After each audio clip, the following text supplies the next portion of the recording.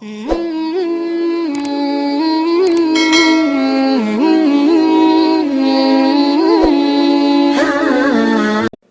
anda sukses dunia akhirat, percayalah takdir. Dan semua takdir itu baik, tapi kita belum tahu rahasianya. Allahu Rabbi wal Islam dini wa Muhammadan Rasulullah wa yaqini. Selama saya di Indonesia, itu yang saya ambil belajaran.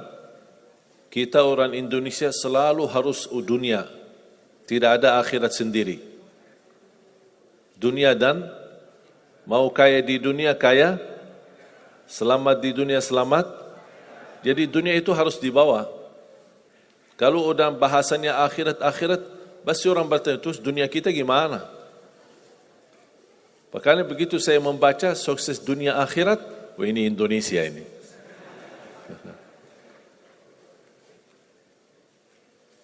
Bahkan hampir setiap ibadah kita pasti yang dikejar dunia.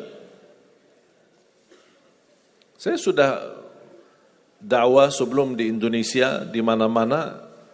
Tapi baru pertama kali pas saya di Indonesia diminta amalan, gimana supaya dapat amalan mudah kerja, dapat amalan mudah urusan, dapat amalan lancar rezeki, dapat amalan. Jadi ujung-ujungnya semua untuk urus dunia. Makanya saya buatkan satu buku. Habis saya sudah fahami dan belajari karakter orang Indonesia. Orang Indonesia dah mau yang ribet-ribet, mau yang mudah, yang enak dan masuk surga. Betul? Makanya saya buatkan satu buku 20 amalan mudah tapi pahalanya sangat menakjubkan. Mudah diingat, mudah dihafal, mudah diamalkan, tapi pahalanya sangat luar biasa. Bapak Ibu jamaah sekalian, kalau benar-benar ingin anda sukses dunia akhirat, harus kita percaya sepenuhnya takdir. Kuncinya di situ. Percaya sepenuhnya takdir. Takdir itu menjadi salah satu rukun iman. Rukun iman ada berapa? 6. Rukun Islam? 5. Salat berapa waktu? 5 atau 4? Yakin 5. Soalnya benar tak salat subuh.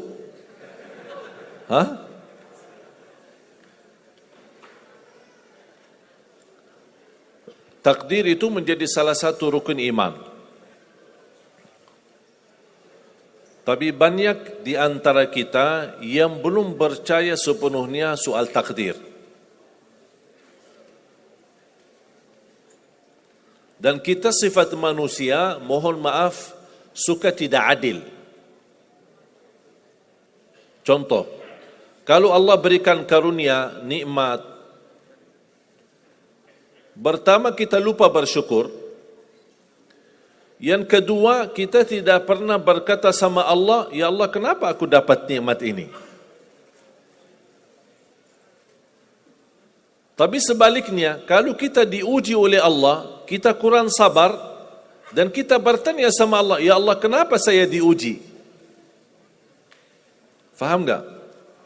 Kalau kita dapat nikmat, ada enggak orang-orang yang lulus misal ujian, dia berkata, ya Allah kenapa saya lulus ujian? Tak pernah. Tapi kalau dia tidak lulus, dia bilang apa? Ya Allah kenapa saya tidak lulus? Ketika ditimpa musibah, dia selalu merasa nyesal atau merasa sakit hati, tersinggung. Berkata sama Allah, kenapa saya diuji? Padahal saya orang baik. Saya jaga salat, saya berusaha mendekat sama Allah. Tapi saya merasa bertambah berat ujiannya. Tapi sebaliknya, ketika diberikan nikmat, dia tidak pernah menyebutkan, ya Allah, kenapa saya mendapatkan nikmat ini? Kayaknya si fulan lebih pantas mendapatkan nikmat. Itu tanda manusia tidak adil. Tidak bersikap adil. Makanya subhanallah, semakin anda mantap imannya terhadap takdir, semakin hidupmu jadi nikmat. Saya kasih contoh.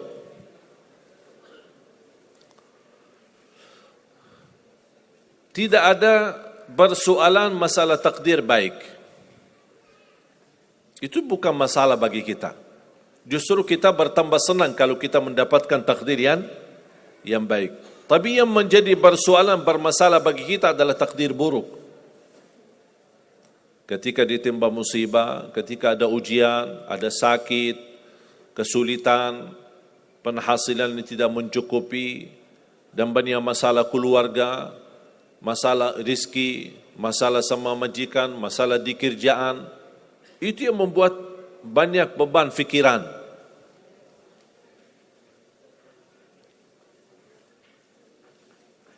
Tapi kita harus tahu, sebenarnya walaupun takdir itu ada baik, ada buruk, kenyataannya buruk, nampaknya buruk, tapi hakikatnya baik. Hakikatnya baik. Tapi kapan kita bisa tahu takdir yang buruk ini bisa menjadi baik bagi kita? Belum tentu sesaat terjadi ujian itu. Bisa jadi belakangan, bahkan bisa menjadi sekian lama baru kita tahu dan sadar. Ternyata takdir itu baik bagi kita.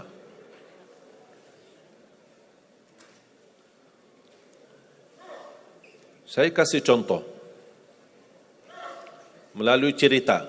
Saya buatkan satu cerita, ingin memberikan pesan kepada orang muslim, orang beriman, betapa besar karunia Allah dan pertolongan Allah melalui takdir. Ada seorang berdoa, dan saya yakin anda semua berdoa. Setiap berkesempatan, setiap salat, setiap sujud atau tahajud, duha, pasti anda semua berdoa. Ada yang diinginkan, ada yang hajat-hajat yang belum terkabul, belum tercapai. Bertemu orang salih, bertemu ulama, bertemu habib, minta didoakan, tolong doakan, semoga lancar urusan saya, semoga dapat jodoh, semoga insya Allah dapat keturunan, semoga hasil dan rezeki yang saya dapatkan menjadi berkah dan bermanfaat bagi saya dan keluarga. Ada orang berdoa kepada Allah Subhanahu wa taala. Mohon jamaah sekalian dengar cerita ini baik-baik, karena ada pesan hikmah yang kita bisa ambil.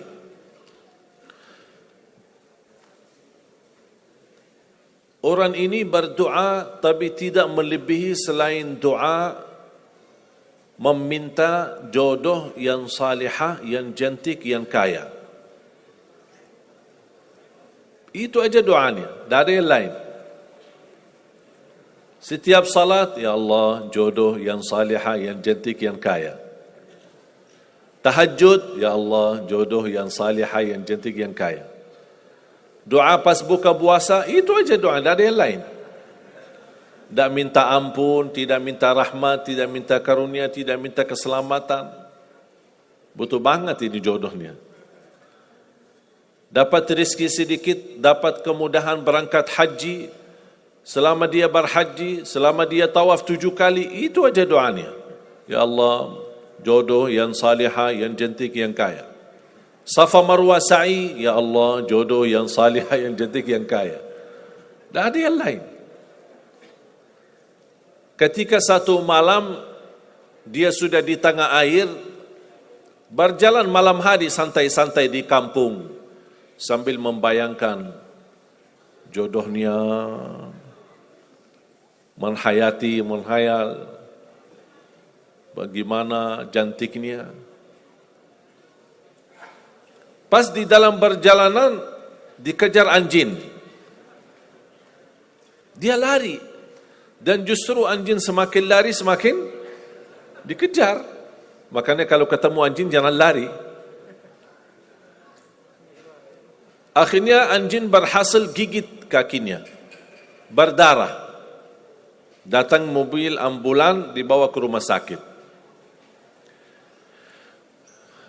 Di dalam mobil ambulan dia merasa menghadapi ujian dan dia berkata, ya Allah, selama ini saya berdoa minta jodoh yang salihah, yang cantik, yang kaya, masa dikirimkan anjing?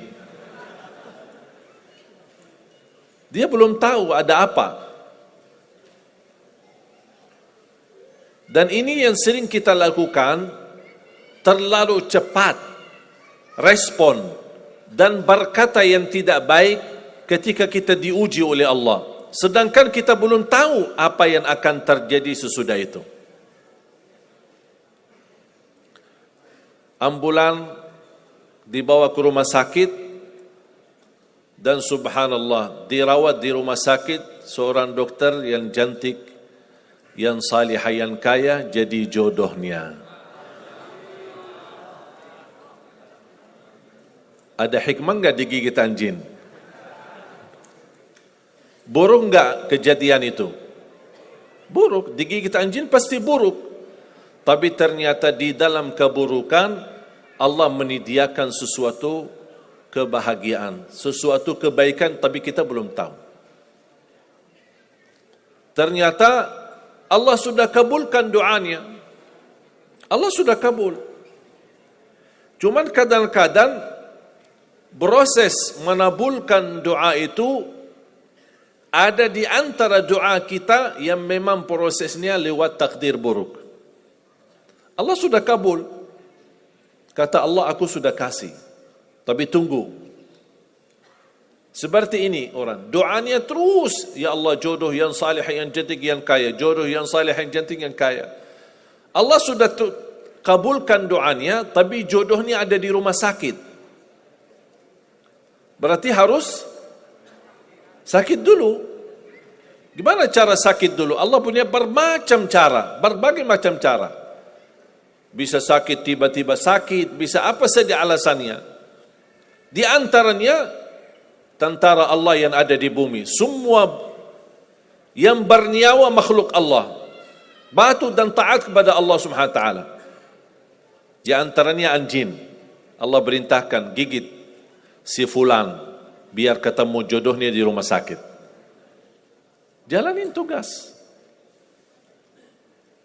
Memang kita menyesal ketika terjadi kecelakaan, tapi kita tidak tahu apa hikmah di belakang kecelakaan itu. Dan sering saya bilang sama jamaah, mudah-mudahan Allah kabulkan semua hajat-hajatmu. Walaupun digigit, mau enggak digigit anjing dulu?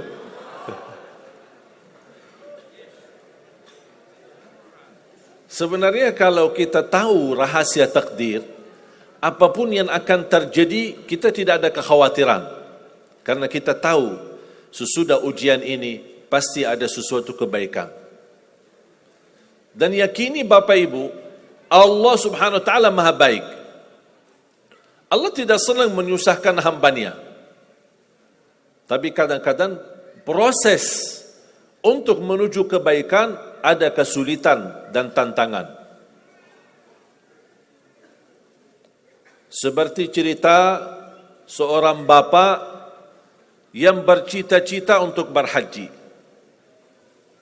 Saya bertemu seorang jamaah, usia sudah mungkin 80-an, 80 tahun lebih. Saya pas bertemu diceritakan ini marbot masjid, ahli masjid. Saya berdialog, bertahun-tahun Masya Allah, kerjaannya hanya lap-lap masjid, bersihkan masjid, jaga masjid. Saya berkata sama beliau, Pak, apa yang Bapak inginkan? Tahu enggak jawabannya apa? Saya ingin haji. Tapi saya orang tidak mampu. Doakan mudah-mudahan saya bisa haji. Saya bilang insya Allah Pak, kalau soal haji, soal umrah, itu tidak tergantung dengan kemampuan. Ada orang yang tidak punya uang sama sekali tapi dapat dipanggil bisa haji. Karena haji dan umrah itu hadiah dan panggilan Allah Subhanahu wa taala bagi hambanya. Bahkan justru ada orang yang banyak hartanya tapi tidak tertutup hatinya untuk ke tanah suci. Boleh kita bercita-cita, berkeinginan ke tanah suci, tapi jangan digantungkan persoalan ini masalah kemampuan. Nanti kalau saya ada uang, saya mau haji dan umrah. Belum tentu saat sudah ada uang, belum tentu haji dan umrah. Kalau belum dipanggil oleh Allah Subhanahu wa taala. Saya berkata sama beliau, Bapak kalau sudah saatnya dipanggil oleh Allah, pasti Bapak akan berhaji. Tiba-tiba saya menerima telefon dari anak beliau. Habis saya ketemu kira-kira beberapa bulan, saya terima telefon menyampaikan bapaknya kecelakaan. Kok gimana kecelakaan? Apa ceritanya? Dia bilang habis keluar dari masjid, pulang malam hari, nampaknya ada mobil, pas ayahnya lagi seberang jalan, ada mobil tidak memperhatikan, kemudian tabrak. Alhamdulillah tidak terlalu parah, cuman perlu dirawat di rumah sakit sedikit, sebentar. Saya ke sana, pergi. Rumah sakitnya di mana? Dikasih tahu alamatnya. Saya datang kunjung silaturahim. Pas beliau bertemu dengan saya, nangis dan pingin peluk saya. Dan terus saya tanya gimana? Kata beliau, ada cerita yang istimewa terjadi sama saya. Ternyata orang yang menabrak beliau, orang yang kaya.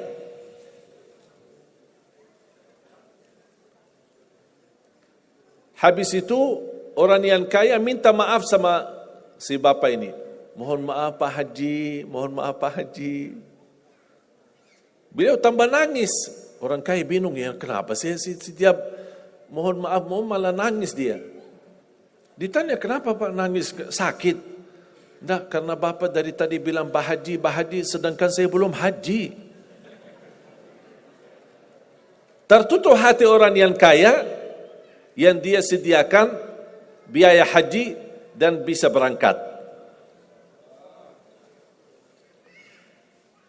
Dan kata beliau, betul apa yang disampaikan ketika pertama kali bertemu. Kalau sudah saatnya dipanggil oleh Allah, pasti bisa ke tanah suci. Walaupun ditabrak mobil. Berarti intinya apa? Apa yang saya ingin sampaikan, jangan ada yang merasa menolong atau merasa sakit hati atau merasa tersinggung ketika menghadapi ujian. Merasa belum terkabul keinginannya, Allah sudah kabulkan. InsyaAllah tidak ada di antara kita yang ditolak doanya. Cuman kita mohon maaf kadang-kadang buru-buru. Ingin selalu semuanya cepat. Kadang-kadang kalau terlalu cepat apa yang kita inginkan kita dapat, itu bahaya juga. Dan Allah ingatkan, kalau manusia, Allah tidak sulit menjadikan manusia semuanya kaya. Kalau sekarang saya bertanya, mau enggak semuanya jadi orang kaya? Pasti mau, siapa yang tidak mau? Coba bayangkan, kira-kira sulitlah bagi Allah menjadikan semua manusia di bumi kaya raya? Sulit tidak?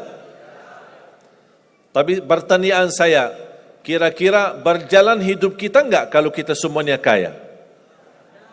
Bisa berjalan lancar? Masa enggak?